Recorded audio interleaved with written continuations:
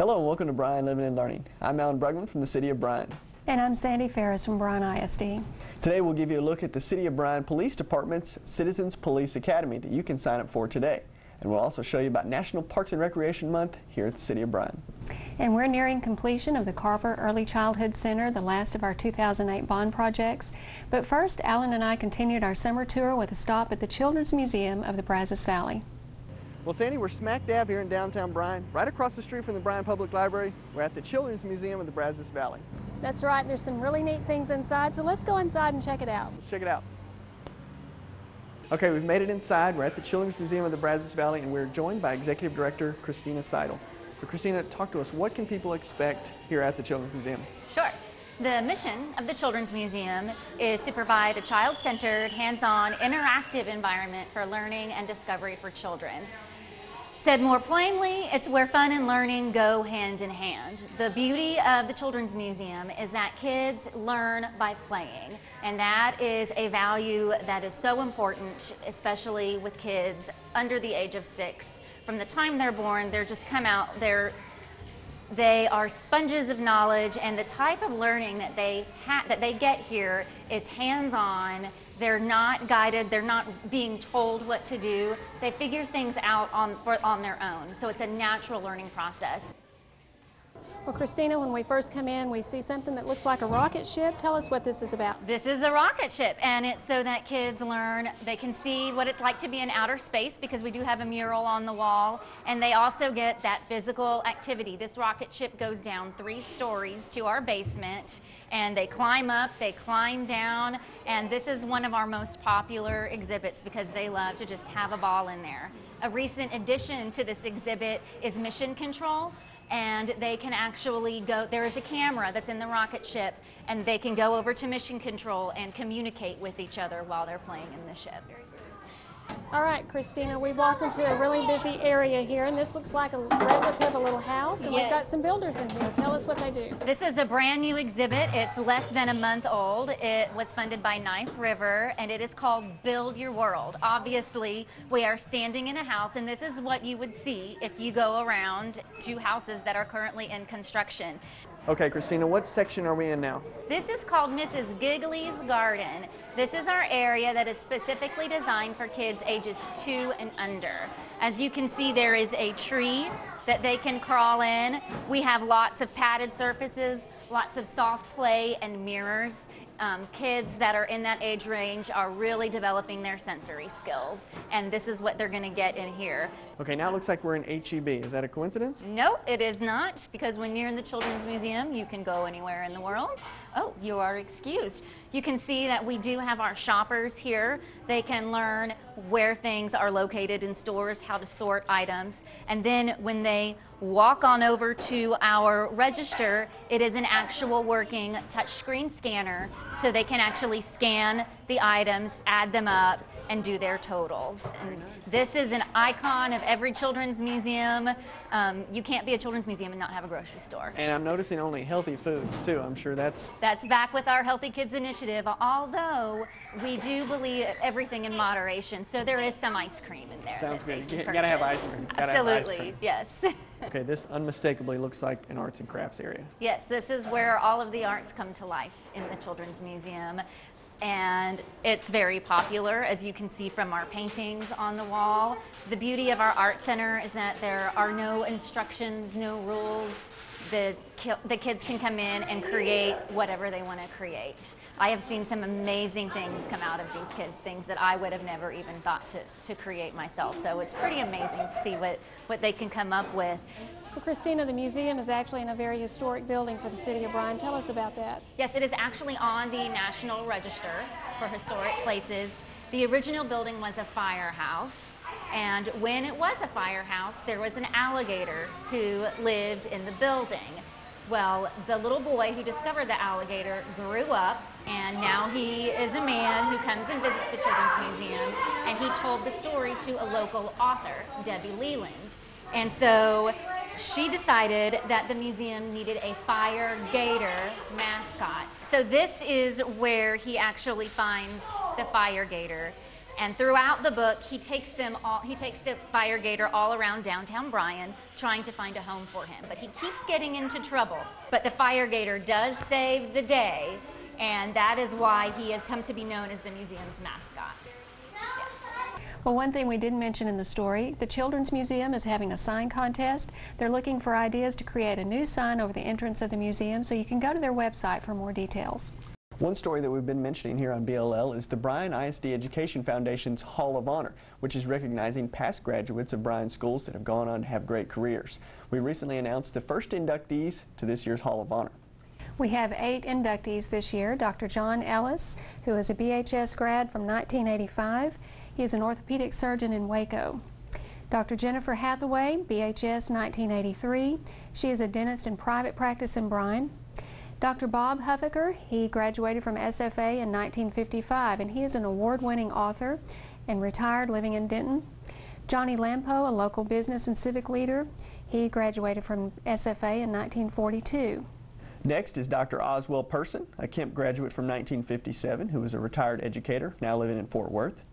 Carol Crocker-Cisco, a Bryan High graduate from 1979 who now serves as a senior vice president at Citibank in Flower Mound. Richard A. Smith from SFA, 1955 graduate, who is a real estate business owner and a former state representative here in Bryan. Leroy Sterling rounds out the first class. He's a Kemp graduate from 1957, and he's a retired educator here in Bryan. For tickets to the Hall of Honor dinner, you can contact the Education Foundation at 209-1057. Well, on August 22nd, when school begins for the fall, our pre-K students at Carville will have a new place to call home. Hi, I'm Grady Slayton, Executive Director of Planning Operations for Bryan ISD. Welcome to the new Carver Early Childhood Center. The Carver Early Childhood Center is currently under construction. Will open this fall for use for our pre-K center for the district. Carver has been in the district for several years and was approved as a part of the new Kemp-Carver construction project as a part of the 2008 bond construction program. Let's go take a look inside. This is a reception area for the new Carver Early Childhood Center. This is where parents will be greeted and visitors to our campus will come in. It's also where the administration will meet guests and parents.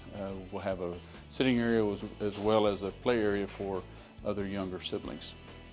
Our contractors are currently putting on the last touches to our Early Childhood Center. Carver will have 12 classrooms for pre-K, as well as administration support, nurses station, and a double-sized multi-purpose room available to the campus for different activities. Each classroom was designed and equipped to serve the needs of both the students and the teachers here at Carver in pre-K as they're preparing to enter kindergarten. All the classrooms will also be equipped with smart boards and multimedia presentation systems. One of the special features we're excited about at Carver is the playground. This playground sits in the front of the school. It will be surrounded by beautiful wrought iron fencing. It will have not only playground equipment but also a tricycle path, a sand and water table area, and a garden for the students to learn and play in. The Carver Early Childhood Center is part of the larger campus of Kemp Elementary and the Carver Early Childhood Center. We kept a portion of the old Kemp campus as well as the gymnasium and did extensive renovations to deliver what will be a new building and new facility for the Carver Early Childhood campus. The two campuses will share a gymnasium and a cafeteria. Part of this portion of the project in the construction of Kemp Elementary and the renovation and construction of the Carver Early Childhood Center has been a renovation of the gymnasium, adding accessibility for those who are mobility impaired, as well as a renovation of the stage and the addition and replacement of gym equipment.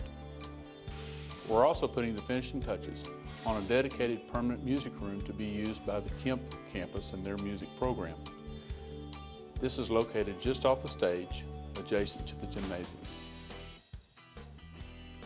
The stage renovation includes a new lighting system, new stage curtains, as well as flooring.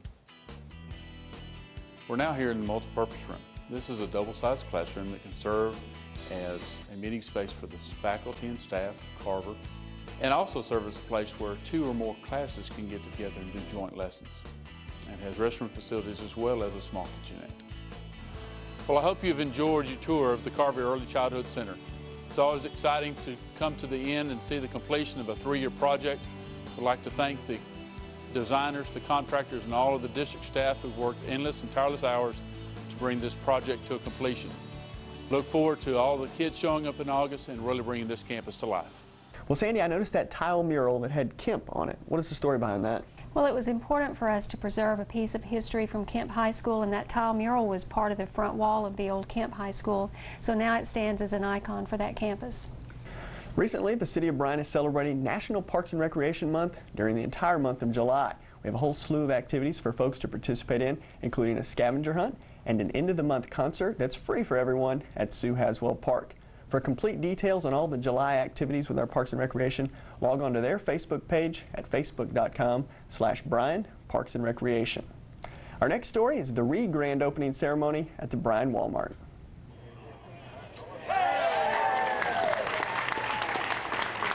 This ribbon cutting on July 15th officially marked the re-grand opening of the Super Walmart in Bryan. The Chamber of Commerce and local officials were on hand at the ceremony to recognize the remodeling efforts.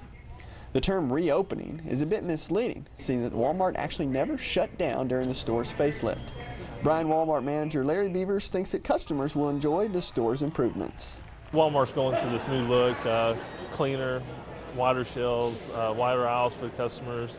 It's going to take a while to get used to, but it's going to be easier to shop because everything is grouped together more. You still have time to sign up for the Bryan Police Department's Citizens Police Academy. Here's all the info you need to know about the upcoming classes. Ever wonder what it's like to be a police officer? Well, now's your chance. The Bryan Police Department offers the citizens of Bryan a chance to see the inner workings of their police department through the Citizens Police Academy. The 10-week course meets 1 night a week from 6:30 until 9:30. You'll learn all about the different divisions and responsibilities of the BPD and experience hands-on workshops. At the end of the course, CPA class members are given an opportunity to have a ride-along experience with a patrol officer. Download an application at bryantxpolice.com today. Well, that's all the time we have today. I'm Sandy Ferris. And I'm Alan Brugman. Thanks for watching.